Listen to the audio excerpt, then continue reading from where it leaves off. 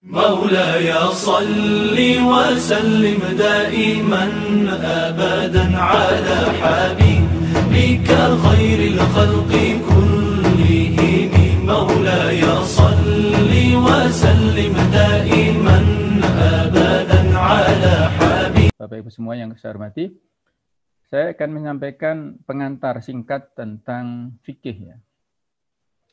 Definisi fikih secara singkat, secara bahasa adalah al-fahmul amiq, pemahaman yang mendalam.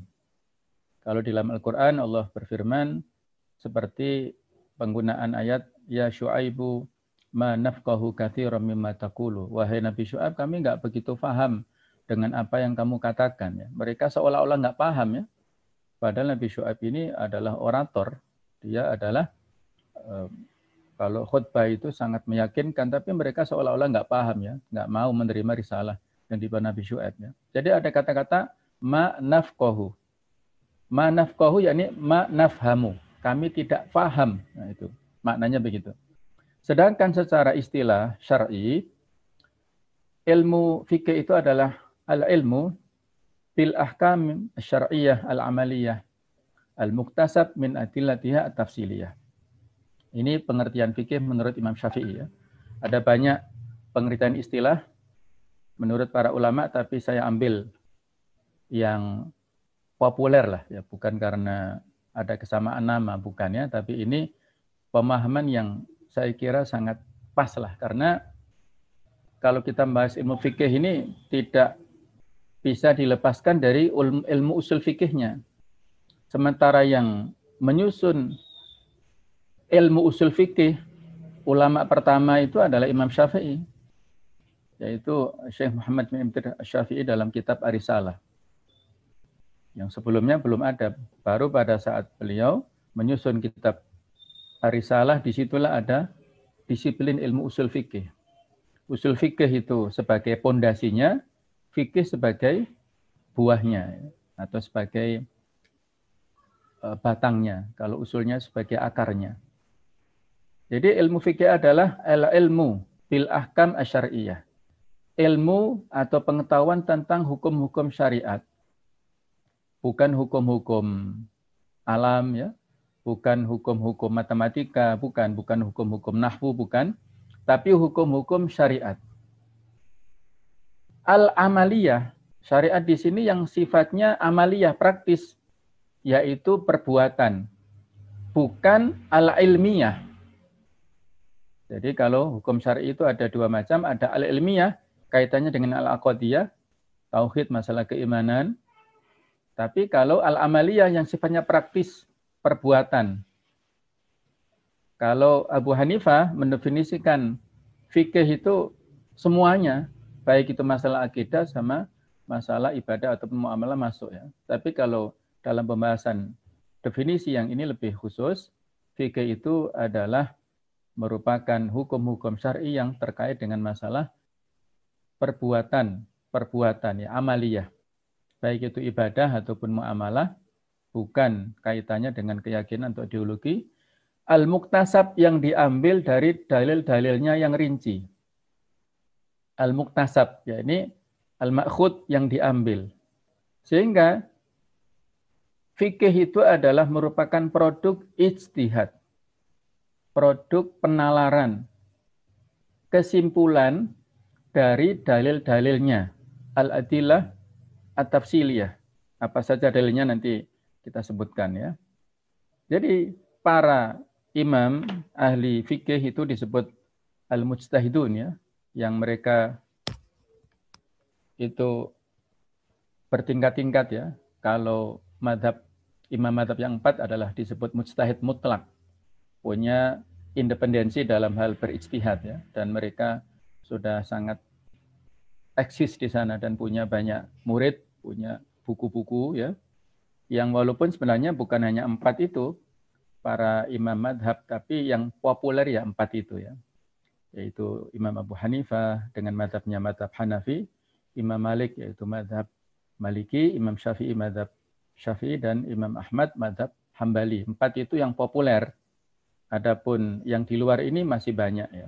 Madhab Sahabi juga ada, kemudian para tabi'in ya, juga banyak.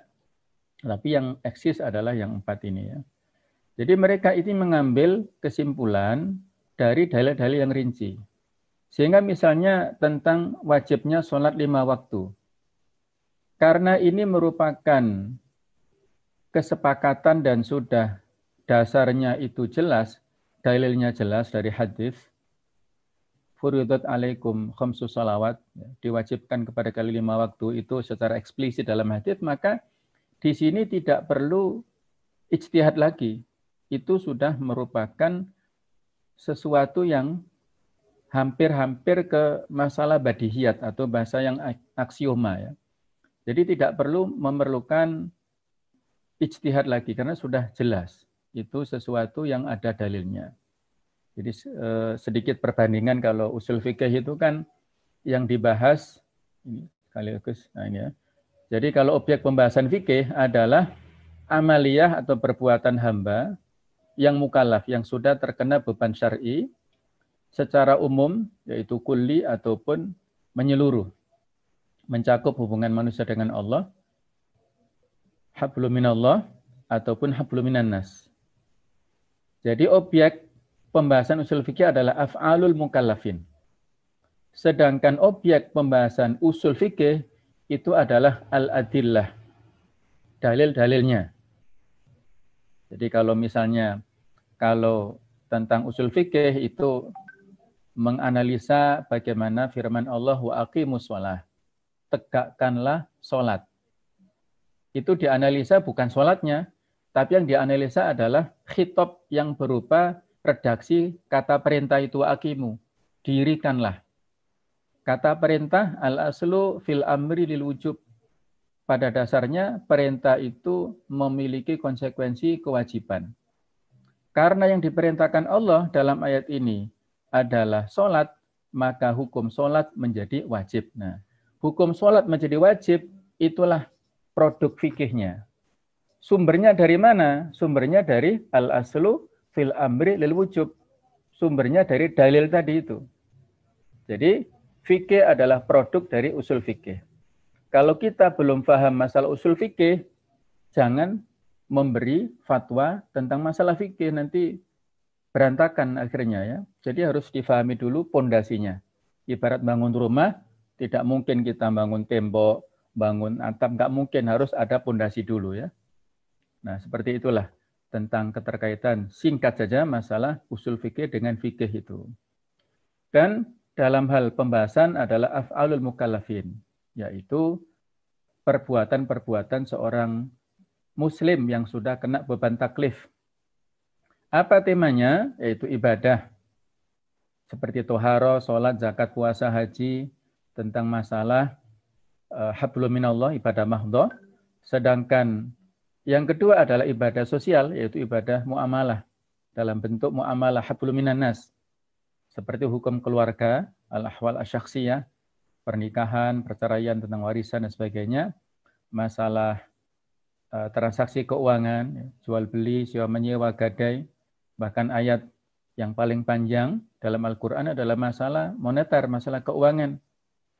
Al-Baqarah 282 itu. Masalah jinayat, yaitu tindak pidana, hudud, kisos, dan sebagainya.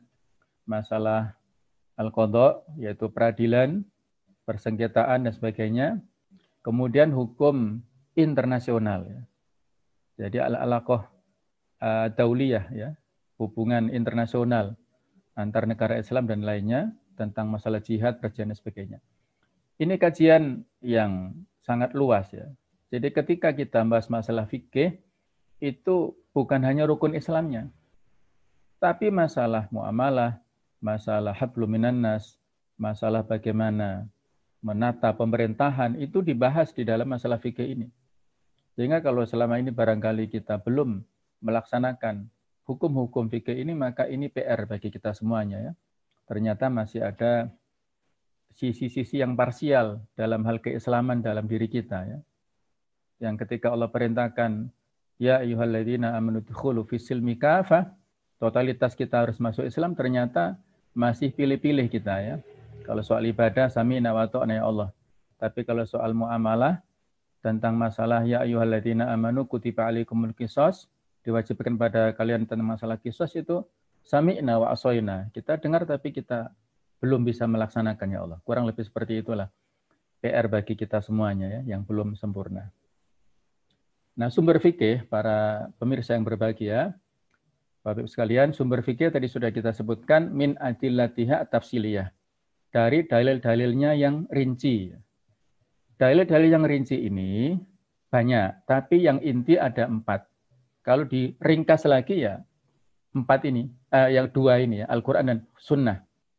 Al-Quran sudah jelas, ya, kalamullah al-mu'jiz, kalam Allah yang mengandung mukjizat, al-munazzal ala Rasulullah SAW, yang diturunkan kepada Nabi kita Muhammad SAW, biwasitati Jibril, dengan perantaraan Jibril, al-muqtada'u atau yang diawali dari surat Al-Fatihah, diakhiri dengan surat An-Nas itu, yang mana membacanya adalah merupakan ibadah yang langsung berpahala ya. Satu hurufnya sama dengan 10 minimal. Al-Quran sudah otomatis adalah sumber utama. Kemudian hadis Rasulullah SAW yang posisinya kalau dari sisi rutbah memang hadis itu setelah Al-Quran. Kalau dari sisi hujiyatihi, dari sisi kehujahannya, itu sama sebenarnya. Selama hadisnya itu hadis yang sahih, tidak harus mutawatir ya. Kalaupun hadis itu sahih, dari sisi kualitas, walaupun ahad dia adalah sahih, maka itu wajib untuk kita terima. Itu sama dengan posisinya Al-Quran. Wa ma'atakumur rasulu fakhuduhu, wa manahakum anhu fantahu. Apa yang dibawa oleh Rasul itu ambillah, yang dicegah maka tinggalkanlah, itu adalah hadis. Contoh dari beliau, taraktu fikum amrayni lan tadilum ba'di ma in tamassaktu bihima. Aku tinggalkan untuk kalian 2 perkara setelahku yang kalau kalian berpegang teguh kepada 2 perkara ini tidak akan tersesat selamanya, yaitu kitab Allah wa sunnati, Al-Quran dan As-Sunnah. Yang ketiga adalah al-ijma', konsensus, kesepakatan ulama salaf setelah wafatnya Nabi Muhammad SAW dalam perkara agama. Sehingga kalau sekarang itu sudah tidak ada ijma' lagi. Kalau ijma' sudah lewat. Ya. Para ulama sepakat, mereka berijma', bersepakat bahwa al-wudu lis-sholah wajib.